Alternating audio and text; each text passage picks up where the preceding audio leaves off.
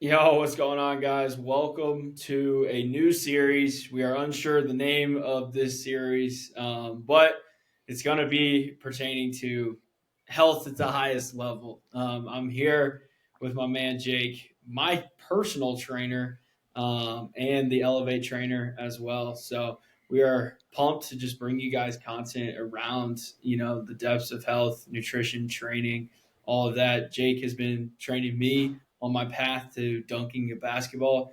I am a 5'9" white guy, for those that don't know, 190 pounds, and I'm starting to develop some bunnies because of this guy. So we want to talk about all things health, training. Like I said, today specifically, we're going to be diving deep into mobility as we have a mobility ebook actually releasing for the members of Elevate. So if you're a member of Elevate, get ready for that. That ebook is going to be dropping on February 12th. If you're not a member of Elevate and you're listening to this, what are you doing? Join Elevate, come inside, get all these free training resources that Jake is providing to our community on top of a call with him every single month where he will answer any questions that you may have directly around how to get absolutely jacked, because that's what we're all trying to do in this life, is be yoked. So Jake, what's going on, bro? What's up, dude? No, I was just thinking earlier. It's crazy that I'm doing a podcast because if you guys know me, those of you who do, I don't love speaking. I don't love talking, but get me talking about health, fitness, nutrition, whatever. I could sit here and talk about this all day. So, but never in my life did I think I'd be doing a podcast. That's just me forcing it upon him. Yeah. As I've done a lot of things recently, forced him to get out of his shell. He's even wearing a hat that says "Leave me alone." So that says it all right there, bro. But let's just dive straight into mobility, because I want this episode to just be super direct, actionable. Like, I want guys to be able to take this and eliminate their lower back tightness and pain from sitting all day at a laptop, probably sitting right now watching this. Like, a lot of guys are tight. I'm super tight, and we've been working on it. So I'm excited to share, what we've been doing for myself as well. But in this ebook, you talk about active and passive mobility. Just like, what even are those? Because I had never even heard these. I think I kind of knew, but I had never even heard these until I'm reading your definitions inside this book. So, Yeah. So active and passive. Um, Passive is more of a static stretch. So okay. when you think of that, it's like a toe touch. When you bend down, touch your toes to stretch your hamstrings. It's more of a stretch where the body's relaxed. You're stretching that muscle to lengthen it, holding it for 30, 45 seconds, whatever have you. Um, Passive, that's what passive is. Active is more of a dynamic movement. So you're using your muscles to move the joints through a full range of motion.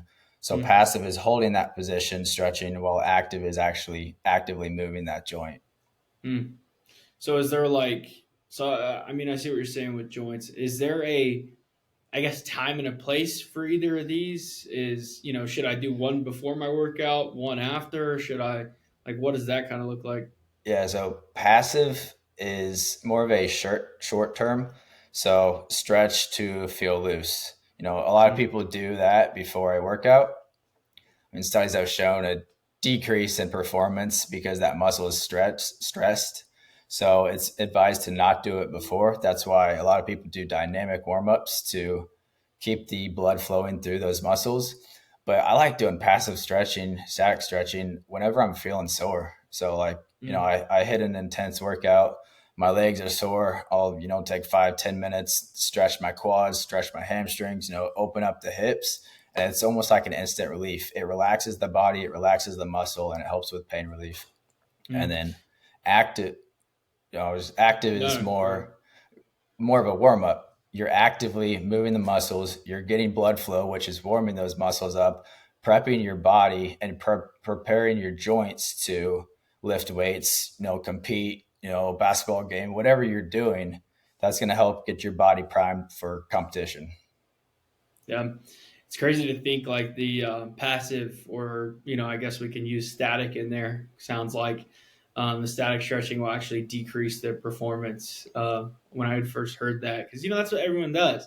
Like it's Yeah, classic for sure. for it's timeless. Like you do the hamstring stretch, the toe touch, like you're talking about. You do these static stretches. For those listening, like static essentially just means like not moving.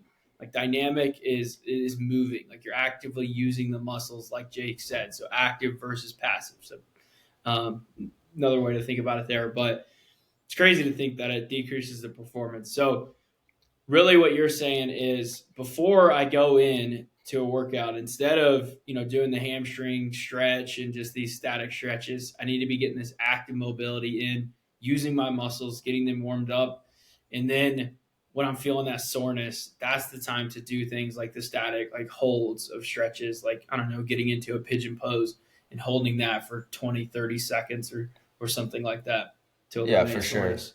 And there is room for passive before a workout. I mean, cases where if your hips are extremely tight and you want to hold like a pigeon pose just to open up the hips, or for me personally, I have really tight hips and ankle. I've played basketball my whole life. I've sprained my right ankle so many times, so my right ankle is so tight that I can't get my knee over my toe like when I'm squatting, so it makes my squat uneven and I don't feel as strong. So what I do is I Mm. really focus on my right ankle. I'll stretch my calf, do some passive stretching, get that knee over my toe and stretch the calf before like a squat day. And that helps align my squat and makes me a lot stronger. But I mean, those are like rare cases. Typically you want to stick to the active just to get the muscles going.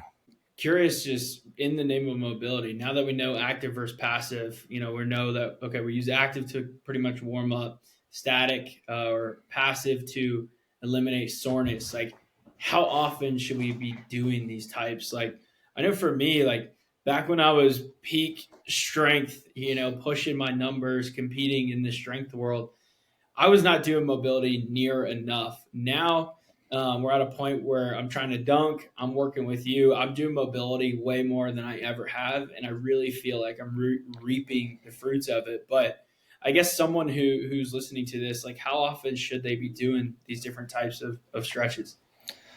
Yeah, so I typically recommend at least 3 times a week.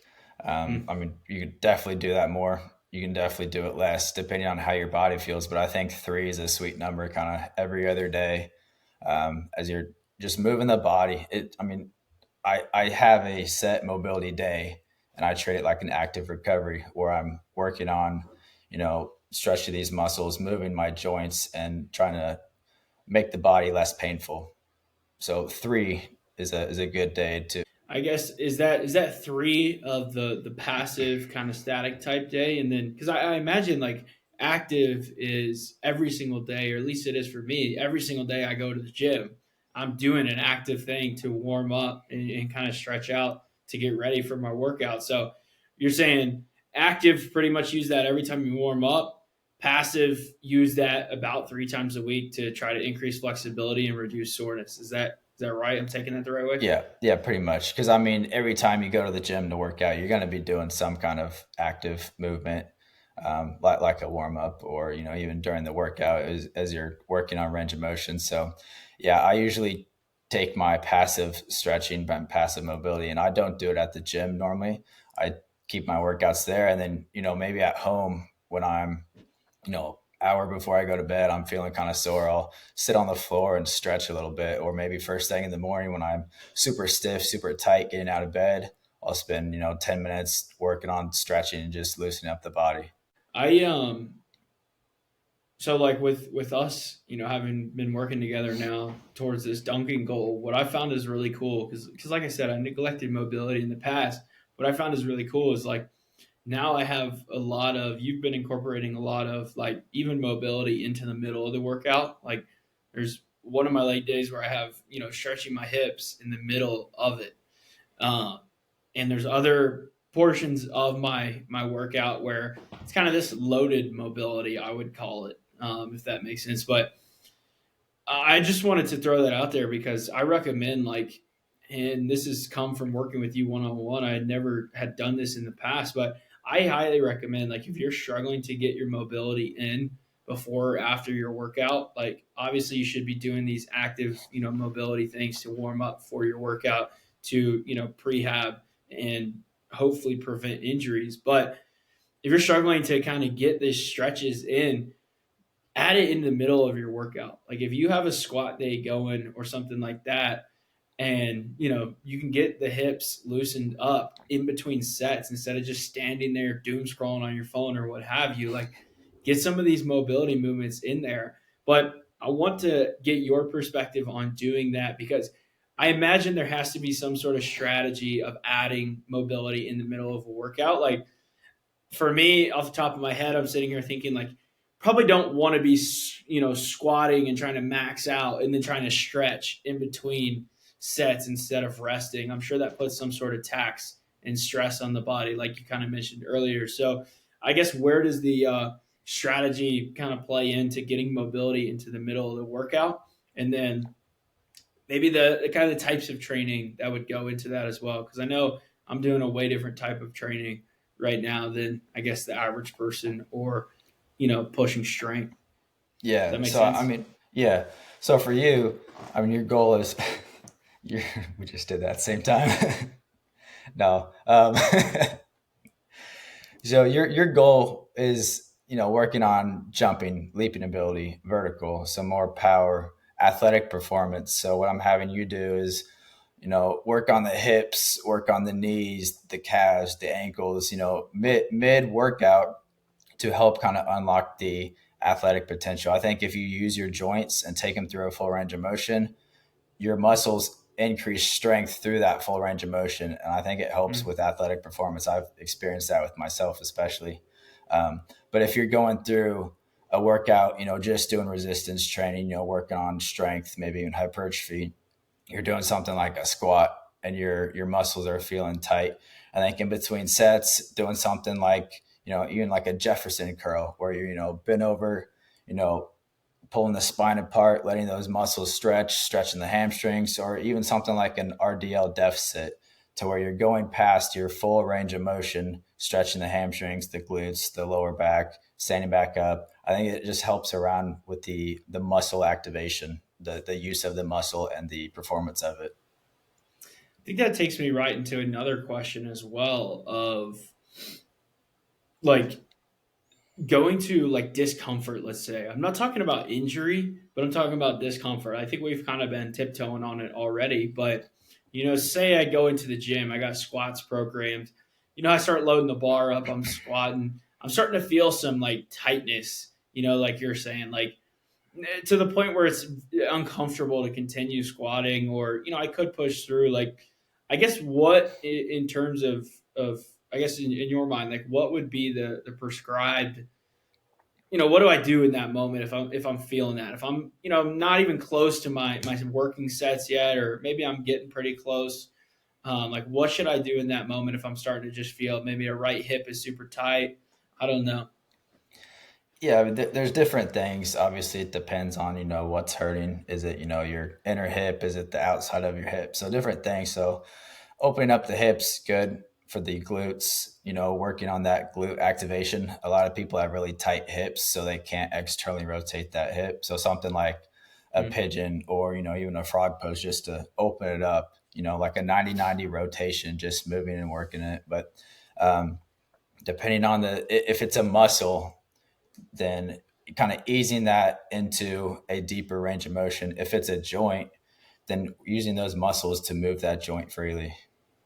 Mm. So what I guess what areas do you see like most neglected? Like I know you're talking about the hips a lot here. You just mentioned like the glutes not getting activated very much, struggling to be activated. Like I guess if guys are looking to get more mobile, looking to feel looser and just feel better, like what should they stop neglecting? What do you see most neglected?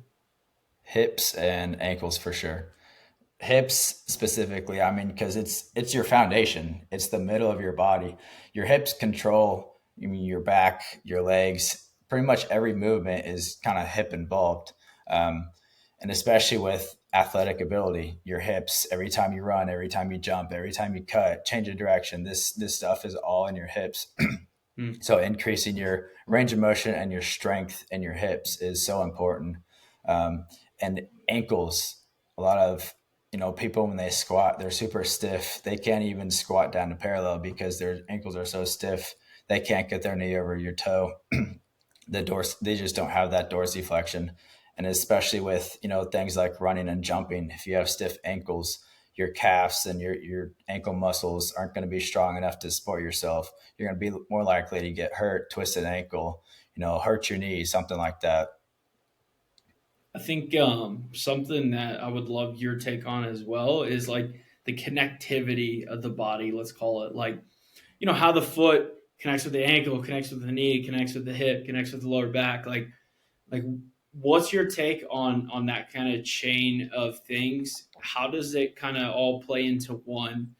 Because that, as I've grown in my health and fitness, that's been like, I feel like the biggest thing to understand is how it's all connected. Like, because I feel like so many people, they'll be having a lower back problem and they think they need to directly address the area of pain, let's say, rather than, it could have been their tight ankles that caused, weak knees that then caused the tight hip that then is causing the lower back. So Exactly.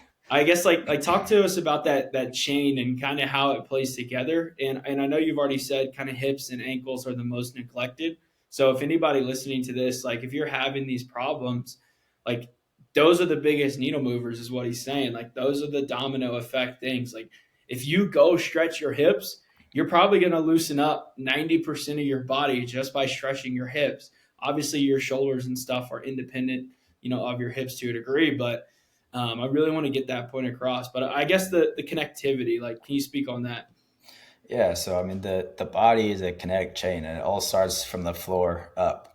So your feet, maybe one day you twist your ankle, so your foot's hurting, your ankle's swollen, then it affects your walk.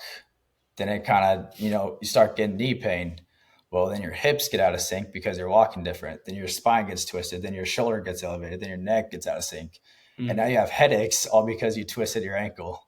So, I mean, everything is connected. And like we just said, the hips take care of a lot of that because it's your center and it's your foundation. So, working on the feet, ankles, hips, and even shoulders. A lot of people, have an elevated shoulder. If you're like, or even over like this, you're at a keyboard all day.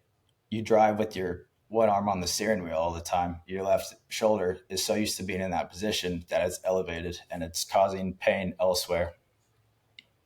So what? I guess let's just go right into talking about the shoulders. Like I know we've been talking about the hips and these different things a lot, but I guess what like give us give us some prescription for the shoulders. If guys are sitting here like me, hunched over the keyboard trying to build a big business, like what are some things they should be doing to keep those shoulders loose?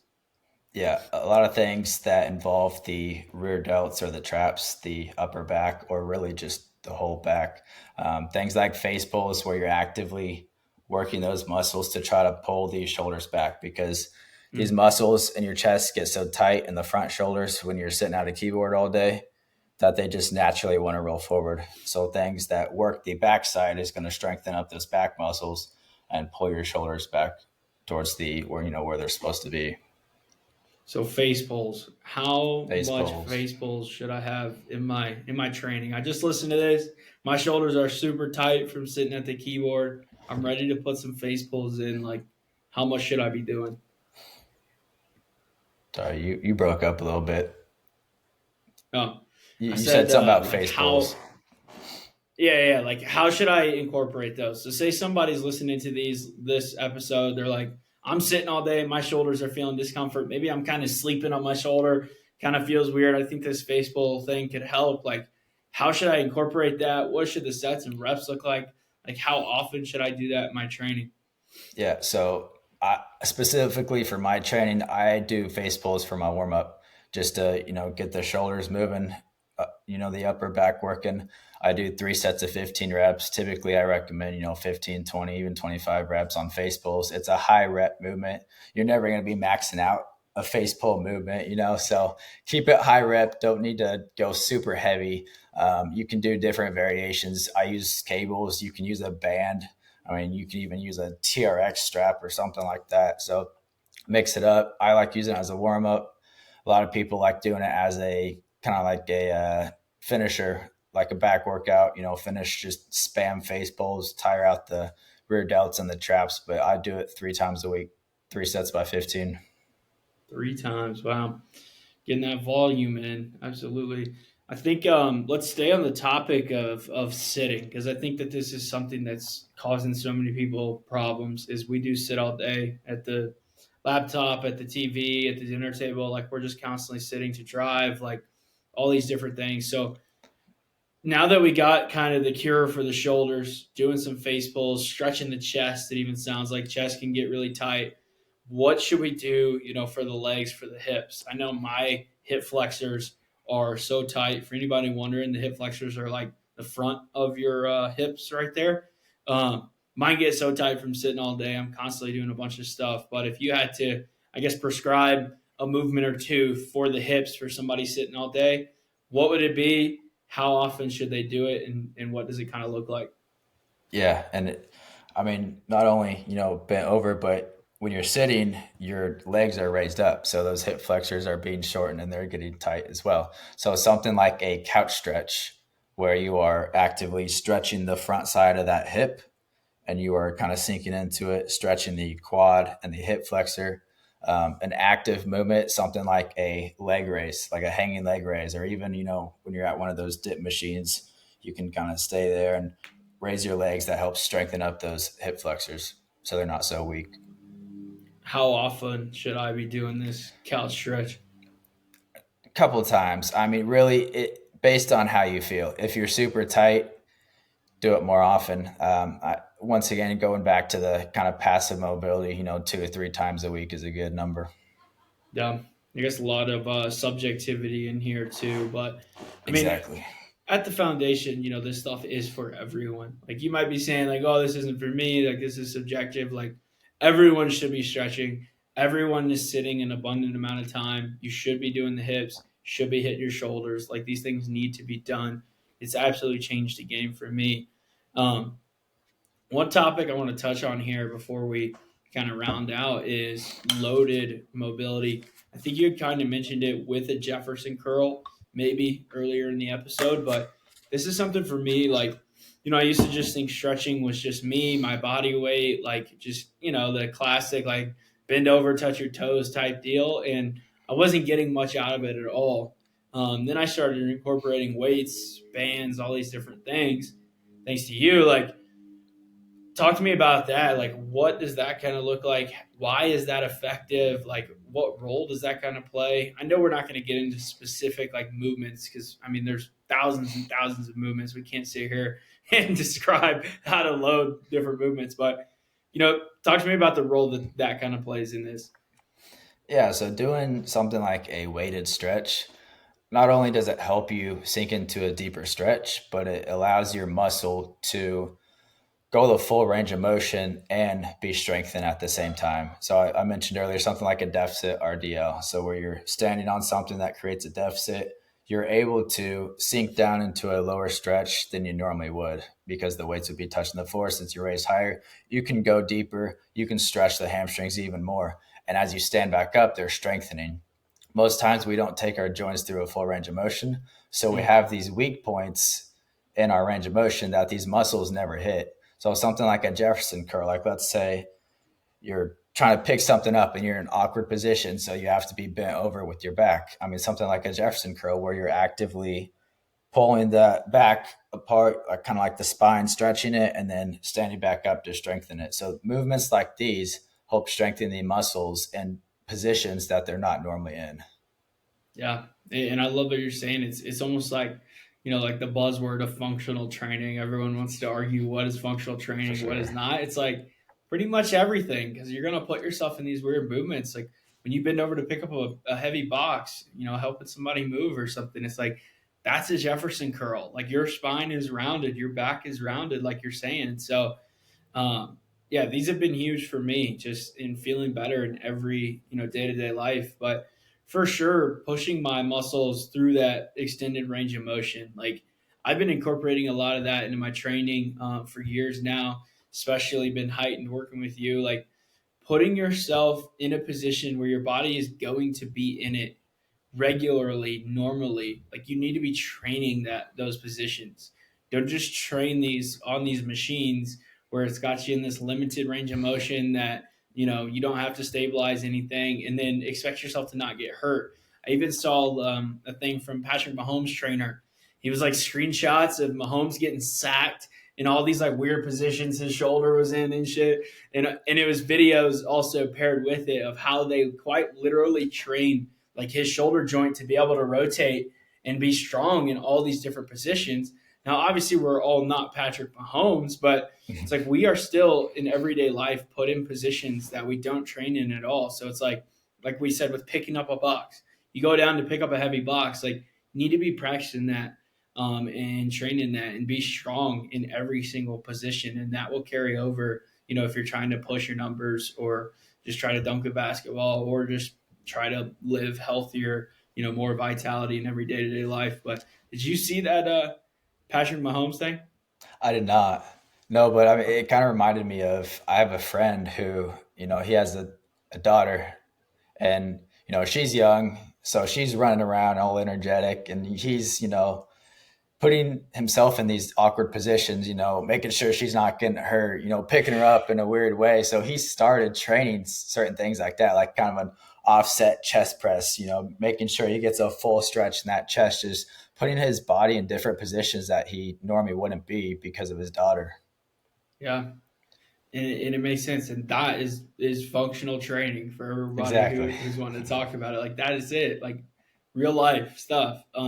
Last thing I want to talk about though to close out, and then I mean I guess I'll open the floor if there's anything you want to bring to the table, but is injuries. Like when we're dealing with injuries, say I got a twisted ankle or something going on, like how do I kind of work around those to stretch? Do I push through the pain? Like what do I do there? Yeah. So typically with an injury, there's swelling involved. So that joint or muscle, whatever, gets tight. So your range of motion is going to be limited.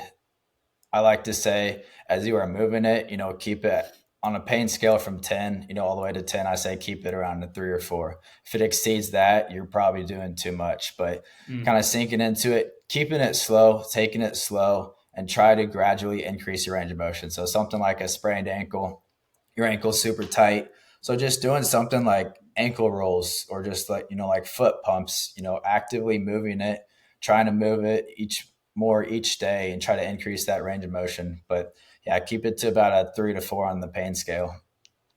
Cool. So don't push through the pain for anybody who's listening to this. Like Exactly. something we've all done. We've all tried to push through. It leads to bigger injury. And think about like the grand scheme. Like, what is your bigger picture? I was even playing ball with a guy just last weekend. He goes up, rolls his ankle a little bit. He's like in wincing pain. Then he sits out for a little bit. He's kind of moving it around. Like, and then next thing you know, he's walking back out on the court. And like I get it, everybody's competitive. Love the guy, he's competitive. He's good at basketball, but I was like, dude, like it's not even worth it, man. Like you're already in a vulnerable spot. Your ankle's already hurt. Like we're just playing pickup ball. Yeah. Like why are you It's not coming the back NBA out here? finals. Yeah, like why are you coming back out here? Like so I think with guys listening, like I do just want to push that. I know like Tyler Key with his knees, it's something, he's always trying to push himself and do like playing softball and stuff. Something I was constantly trying to remind him of, like, dude, what is your bigger picture? Like you want to be 50 and playing with kids or grandkids and what have you. Like keep that in mind when you're dealing with these injuries and trying to just push through at such a young age. Like think about the longevity of these different things because it does play a role. But go ahead. Yeah, well, Seem I like was you just want to gonna add. say is you can definitely make it worse by doing too much. It's easier to kind of slow into things, maybe even do less than you need to, and then gradually increase intensity or whatever. Because I mean, like for me, example, when I was rehabbing my knees, I went into running and jumping way too fast, and I was doing too much. I was ignoring my pain because I was trying to rush the healing process. I just wanted to be 100%. So then I had a stress reaction in my knee, and I had to completely back off of training for 3 to 4 weeks. So it actually slowed my recovery time because I was pushing too hard. Man, we'll have to tell the story about your knees. No, I another mean, time. yeah, and for anybody listening, definitely go check out Jake's Elevate interview. We hit on the story there. We'll definitely go deeper in a future episode, but a lot of good stuff covered around mobility here. Like I said, super quick, super tangible, actionable. That's how we want all these episodes to be. For anybody listening, like, thank you for listening. Comment anything you want us to cover next. But Jake, in terms of mobility or this episode, like, is there anything you want to add? Anything you want to add about the future with this? Like, floor is yours. I think mobility should be a focus in your, training routine. I think it's one of the big things that's lacked by everybody. You go to the gym, especially these big gym bros lifting 5 or 6 days a week. All you care about is lifting heavy weight, and you lack your mobility. Then you get hurt. Then you get stiff. You can't move because you didn't do mobility. These athletes who are, young, especially, who are just, don't think about it because you're young. You feel good, you're fine. And then as they start to get older, they realize how important mobility is to add into your routine just to make your body feel good. Yeah, and I can personally, attest to it. Like when I was at my peak, deadlifting 600 plus pounds, like there was nights where I literally had to get down on the floor, or I'd even stretch in my bed, have to stretch my hips to loosen them up due to the discomfort I was feeling and the tightness that I was feeling because I couldn't go to sleep with how uncomfortable my hips were because of how tight they were. And then now, working into this whole new style of training with trying to dunk, like I was telling Jake the other day, like I personally credit the progress that we've made to this dunking goal, like to in the mobility aspect of this training. Like it is definitely, I'm not as stiff as I once was. Like I'm feeling a lot better.